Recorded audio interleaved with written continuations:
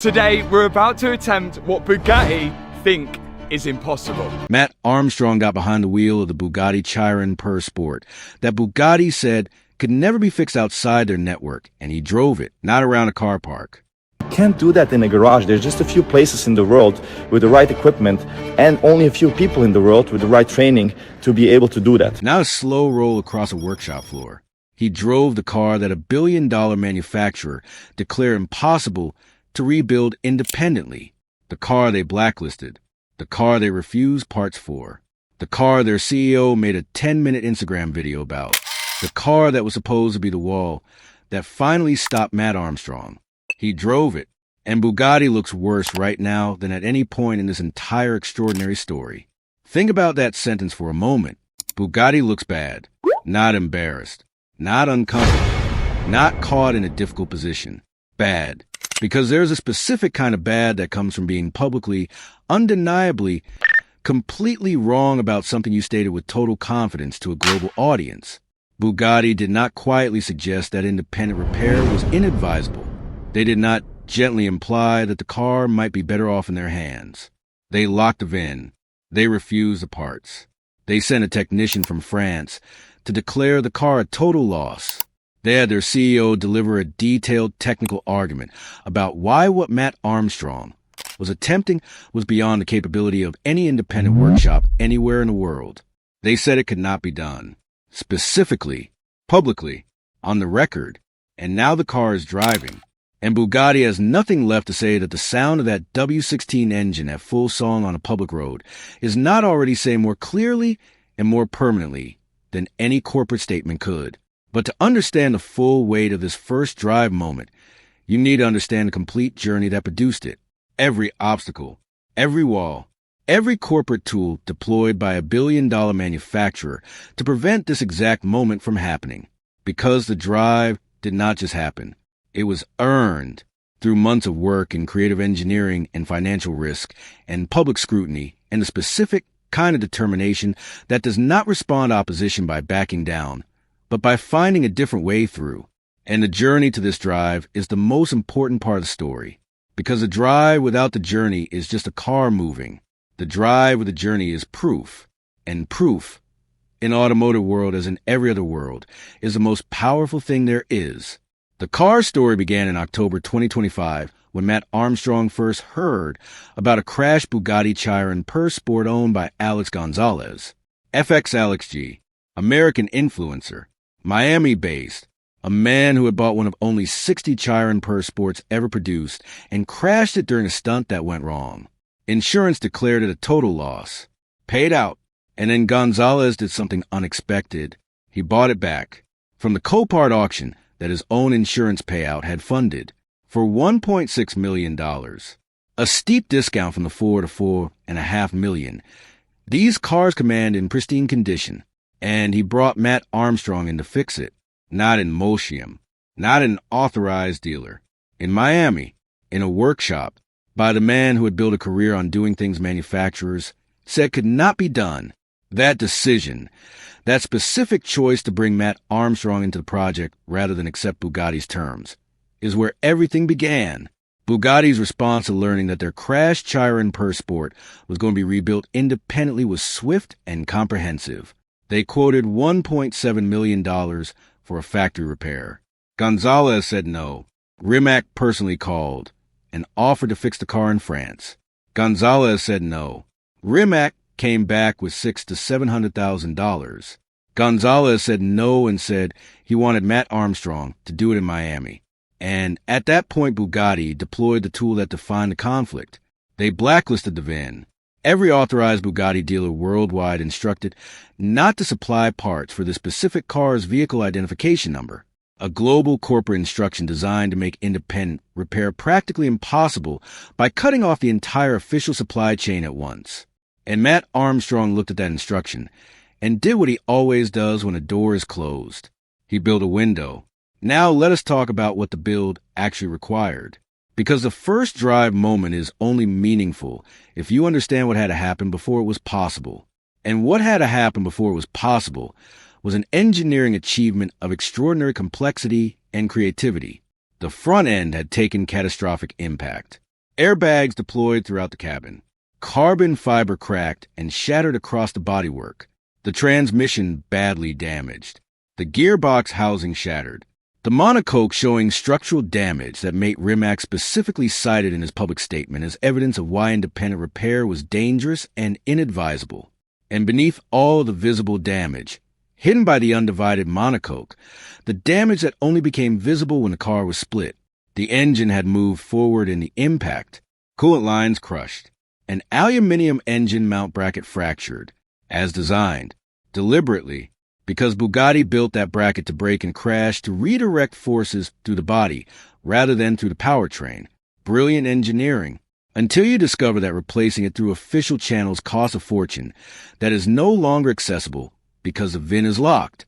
But here is what nobody had seen done before the moment Matt Armstrong's team split the chassis. Here is the detail that mate Rimac cited specifically in his public statement as evidence of why independent repair was impossible. Splitting the chassis. According to Rimac, only 2 facilities in the entire world had the specialized equipment required to separate the front and rear monocoques of a Bugatti Chiron. 2 out of every workshop and engineering facility anywhere on the planet. And Matt Armstrong split it with a rubbish bin. Not metaphorically, literally. An improvised solution involving a rubbish bin that understood the physics of the separation better than the equipment narrative suggested was necessary. The chassis came apart. The damage underneath became visible. And the highest barrier Bugatti had cited as the reason independent repair was impossible had been climbed with workshop improvisation. That moment was the first moment that Bugatti looked bad, not the last. The sourcing process that followed the chassis split was the most creative and most demanding sourcing challenge of Matt Armstrong's career. No official parts available anywhere in the world because of the VIN lock. Every solution had to come from somewhere else. The airbags from an Audi A3, not a compromise. Applied knowledge of the Volkswagen Group's supply chain that makes these components cross-compatible across the group's vehicles. The radiators custom built by the team, because the Chiron has 10 of them in custom building, is the only option when 10 radiators worth of original parts are unavailable. The coolant overflow pipes sorted with a section of rigid brake hose when no Bugatti part were coming. The engine mount bracket addressed through a combination of TIG welding that specialists said was not possible and a CNC machining plan that turned the absence of an OEM component into an engineering project. And Bob from a machine shop, the man who Gonzalez himself publicly credited with getting the car running again. The specific human contribution that made the difference between a car that was structurally addressed but mechanically silent and a car that ran. Bob, whose contribution the internet tried to blame for problems and who Matt Armstrong publicly defended, because that is who Matt Armstrong is. The Valvetronic exhaust deserves its own moment in this story, because commissioning a custom exhaust for a car you are rebuilding without the manufacturer's involvement is a statement, not a defiance, of ambition, of the refusal to accept that returning the car to its pre-crash specification is the ceiling of what is possible. The Valvetronic exhaust made the W16 louder, more present, more itself in the factory specification allows on a road car constrained by noise regulations. And when that engine first fired in the workshop with the custom exhaust fitted, when a specific unrepeatable sound of 16 cylinders and 4 turbochargers running in a Leicester workshop filled the space, it was not just an engineering milestone. It was a sensory confirmation that this car was alive, that the thing Bugatti had declared impossible was not impossible, that it was in fact extraordinary, and getting louder by design. Now let us talk about what happened between the first fire and the first drive, because those two events, while connected by an obvious logical progression, were separated by a period of work and calibration, and addressing the kind of issues that only reveal themselves once an engine is running and systems that have been rebuilt are asked to perform together for the first time. The cooling system concern was the most significant of those post-fire issues, because the Chiron had been driven without coolant at some point during the process. And driving a car worth millions of dollars without coolant is not what you want to do under any circumstances. The concern was real, the investigation was thorough, and the outcome was clean. No damage. The cooling system, rebuilt with custom radiators and improvised brake hose and creative sourcing, had held.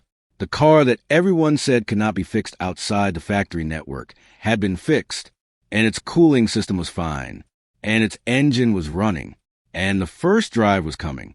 The interior of this car, by the time the first drive happened, was something remarkable, not just functional, remarkable.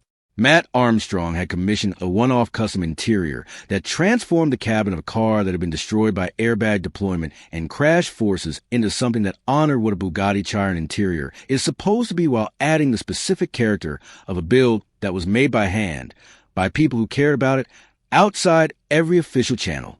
The Alcantara and the leather and the carbon fiber details that define a Chiron's cabin presence were there.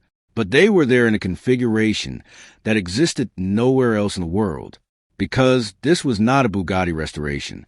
It was a Matt Armstrong build, and the difference is visible in every detail of the interior that welcomed the first person to sit in the driver's seat and drive it.